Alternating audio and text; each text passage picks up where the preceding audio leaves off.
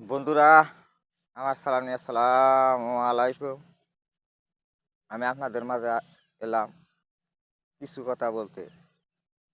অর্থাৎ প্রকৃতিতে, দুনিয়াতে এত কিছু দেওয়ার মানে কি? আসমান, জমি,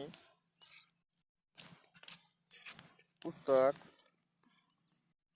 দক্ষিণ, পূর্ব, পশ্চিম, আরও অনেক কিছু দেওয়ার মানে কি এ সম্পর্কে কিছু কথা বলবো। অর্থাৎ প্রকৃতিকে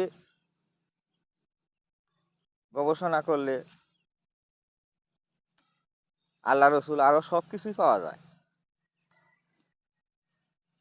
আল্লাহ রসুল, নবীরা, কবিরা, জ্ঞানীরা কারা অতি সহজেই তখন বোঝা যায়।